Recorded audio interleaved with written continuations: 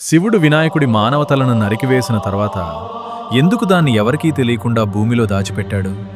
పార్వతీదేవి స్నానం చేయడానికి వెళ్లే సమయంలో తన శరీరంపై ఉన్న పసుపు మిశ్రమంతో ఒక రూపాన్ని తయారుచేసి దానికి ప్రాణం పోసి తన కుమారుడైన వినాయకుడిని సృష్టిస్తుంది.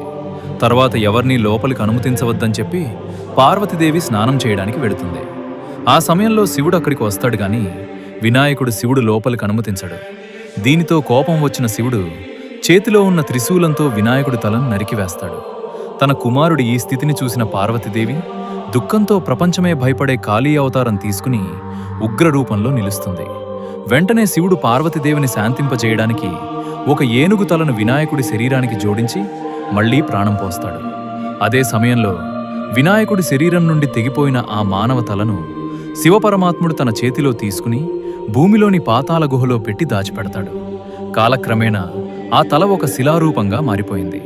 ఈ రోజుకి ఉత్తరాఖండ్ రాష్ట్రంలో ఉన్న పాతాళ భువనేశ్వర్ గుహలో వినాయకుడి ఆ తల శిలారూపంలో ఉందని చెబుతారు. ఇందులో మరో ఆశ్చర్యం ఏమిటంటే ఆ తలపై 108 రేకులు ఉన్న బ్రహ్మకపాలం అనే పుష్పం ఉంది.